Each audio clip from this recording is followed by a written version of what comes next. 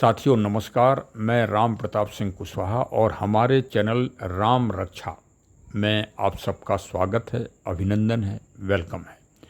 ये एकदम नया चैनल है और इसमें नया दृष्टिकोण आपको मिलेगा, क्योंकि हमारा जो पुराना चैनल था ज्ञान एंड नॉलेज, उसमें कुछ प्रॉब्लम्स आ गई है टेक्निकली। इस कारण अभी बाधित चल रही हैं सेवाएं उसमें। तो तब तक आप इसमें शामिल होइए और इसमें वर्तमान के जो प्रमुख समाचार हैं उनका, और साथ में प्रकृति नेचर के संरक्षण व संवर्धन का, और श्री रामचरितमानस की प्रासंगिकता।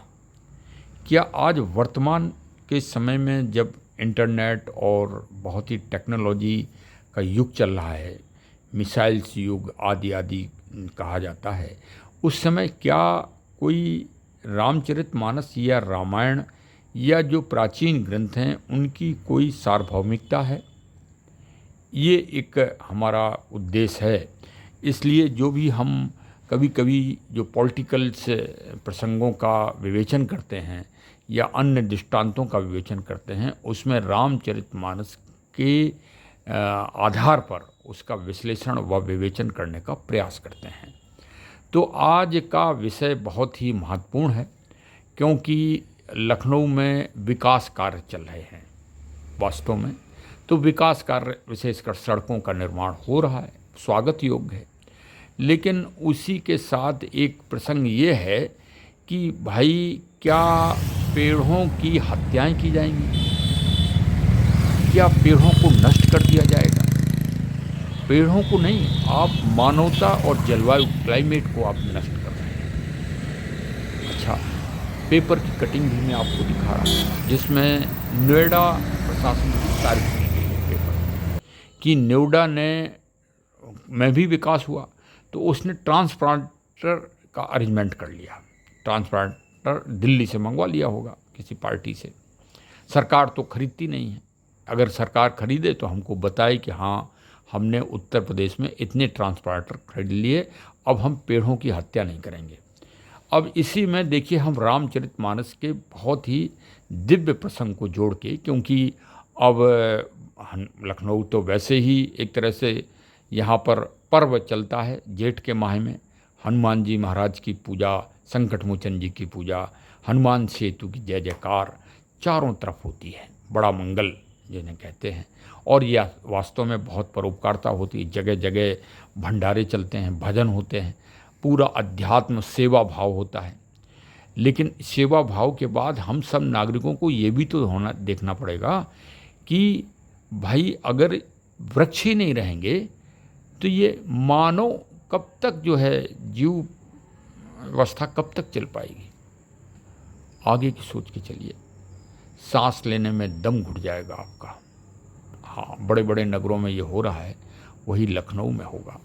और विशेषकर हम उस स्थान की बात कर रहे हैं जो सबसे समृद्ध ग्रीनेज मामले में था, गोमती जी के किनारे, जहाँ 3-3, 4-4 हनुमान जी के प्रसिद्ध मंदिर हैं, जहाँ अशोक के वृक्ष, पाखर के वृक्ष, पीपल के वृक्ष लगे हुए थे, और विकास के नाम पर उनकी बोटी बोटी काट दी गई। आप ये समझिए, देखिए चित्र में, आपको करुणा से आप भर जाएंगे। इस तरह से काटी गई।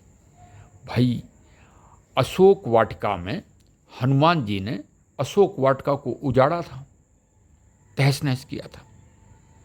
तो रावण ने इसी बात पर, दशकंधर रावण ने इसी बात पर दंड स्वरूप मेघनाथ को आदेश दिया था कि चाहिए, किसने उजाड़ कर दिया है अशोक वाटिका को, उस प्राणी को पकड़ के जिंदा लाइए।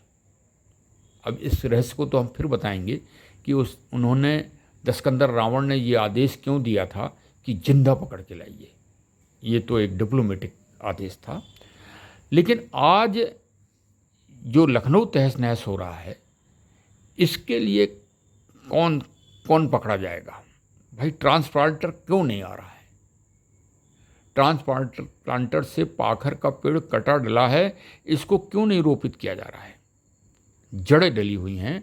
आप पाखर, पीपल, बरगद के पेड़ को अगर पुनः रोपित कर दें इसी अवस्था में, उखड़ा हुआ है, चलिए आपने विकास के लिए उखाड़ लिया, कोई बात नहीं, आप उसको अब लगवा दीजिए। जो संबंधित विभाग हैं, उत्तर प्रदेश सरकार है, मंत्री साहब हैं, मुख्यमंत्री, माननीय मुख्यमंत्री जी के पास तो बहुत सारे काम हैं और वो अपनी जिम्मेदारियों को पर्यावरण की दृष्टि से पूरा भी कर रहे हैं कि जंगलों का विकास हो रहा है, बहुत खुशी की बात है। लेकिन जो नगर विकास मंत्री, पर्यावरण मंत्री, वन विभाग मंत्री, ये सारे मंत्रीगण और उत्तरदायी पद के लोग भाई क्या करेंगे? क्या पेड़ों की इसी तरह हत्याएं कराएंगे? पेड़ों की नहीं, वो निर्मम रूप से मारने की तैयारी है मानव को, प्राणियों को। देखते चलिए आप भविष्य में यदि इसी तरह से, और ये आप विश्वास मानिए या ना मानिए, जो पुराने दरख्त वृक्ष होते हैं उनको जानबूझ के इकोनॉमिक दृष्टि से काटा जाता है और इसमें विशेष कॉन्स्पिरेसी होती है ठेकेदारों की, विभागों के, कर सरकारी कर्मचारियों की। हाँ, ये तो एक जांच का विषय है, जांच करवा लीजिए। अयोध्या में भी यही हुआ। अयोध्या पूरी उजाड़ है आज की तारीख में। और बताइए, जेठ का माह चल रहा है, जेठ में तो वृक्ष काटे ही नहीं जाते। पाप, महापाप, अकाल पड़ेगा अगर यही स्थिति रही तो। इसी प्रांत में पड़ेगा अकाल अगर पेड़ों की इसी तरह दुर्गति हुई। अयोध्या में तो देख ही लीजिए, सरकार हारी गई थी।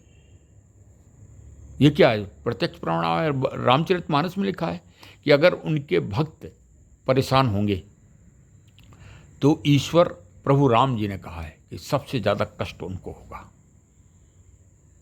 भाई हम तो विश्लेषण ही करते हैं श्री रामचरितमानस में।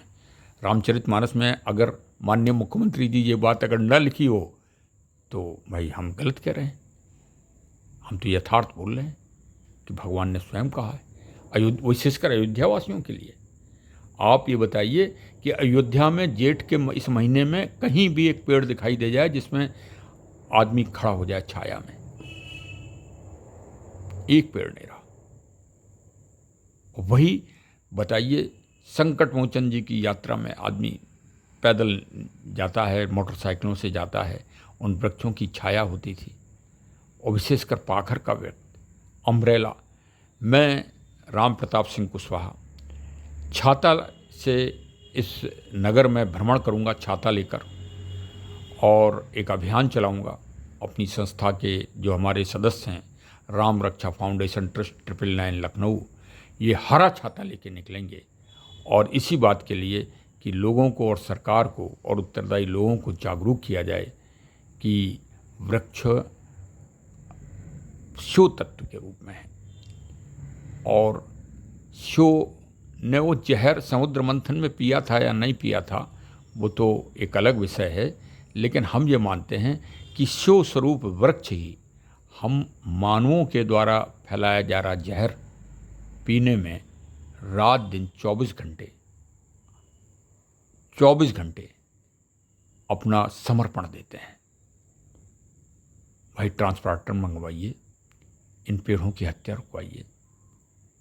ये अकाल की तैयारी हो रही है, आप ये विश्वास मानिए। अगर इस तरह से पेड़ों की निर्मम हत्याएं होंगी तो शास्त्र कहते हैं, अगर शास्त्र कहते हैं तो सत्य कहते हैं, क्योंकि शास्त्र में लिखी बात आज तक ना तो कोई वैज्ञानिक गलत सिद्ध कर पाया और ना ही कोई मनीषी गलत सिद्ध कर पाए। जो लिखा है वही होता है। अब अहंकार में हम लोग मानते नहीं कि विज्ञान आ गया, ये आ गया। कौन सा विज्ञान है? मानव शरीर के लिए कोई विज्ञान नहीं। अगर विज्ञान था तो कोरोना में एक भी आदमी नहीं मरना चाहिए था। लाशें पड़ गईं, 2-2 किलोमीटर की लाशें थीं सब आप ही के शासनकाल में।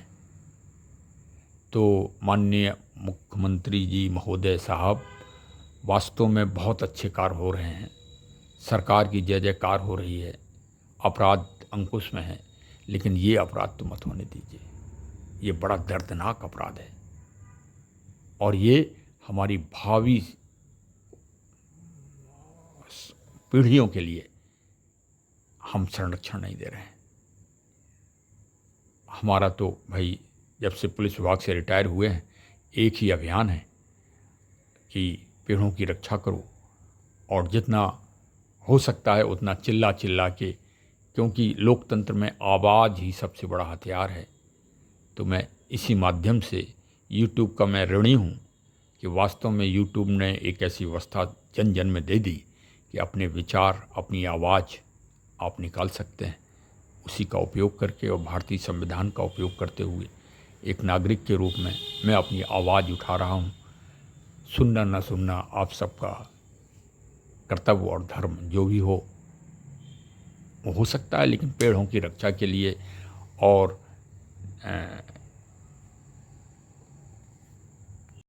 प्रकृति और नेचर के संरक्षण व संवर्धन हेतु आवाज़ तो उठाना ही होगी। जय हिंद, धन्यवाद। हमारे ये किसी को अच्छा लगे तो अवश्य अपने मिलने जुलने वालों को जागरूकता करिए। आप प्रकृति का एक छोटा सा कार्य इसी माध्यम से करेंगे। जन जागरण कराइए, जन चेतना कराइए। अमर उजाला पेपर ने बहुत अच्छा निकाला है और बहुत सी समाज सेवी संस्थाएं और NGOs ने भी आवाज़ उठाई है। आज भी पेपर में कटिंग है कि लगातार जागरूकता बढ़ाई जा रही है और विरोध किया जा रहा है वृक्षों की कटाई का। तो चलिए उनको भी हम लोग मजबूत करें। और मैं तो कह रहा हूँ कि माननीय उच्च न्यायालय या अन्य न्यायालय संज्ञान लेते हैं, इस विषय में क्यों नहीं संज्ञान लेते हैं? भाई उनके सामने तो सारे पेड़ काटे ही जा रहे हैं, संज्ञान लेना चाहिए। हाँ, लोक हित के लिए, लोक कल्याण के लिए, मानवता के कल्याण के लिए, प्रकृति के कल्याण के लिए, नेचर के कल्याण के लिए तो आवाज़ होना ही चाहिए। धन्यवाद। जय हिंद, जय हिंद, जय हिंद। अब अंत में भगवान प्रभु श्री राम जी के अनन्य भक्त संकट मोचन जी श्री हनुमान सेतु लखनऊ से प्रार्थना कर ली जाए कि सबकी रक्षा करें, विशेषकर इन वृक्षों, दरख्त वृक्षों की रक्षा करें जिससे मानव की रक्षा हो सके। चलिए दर्शन भी कर लीजिए।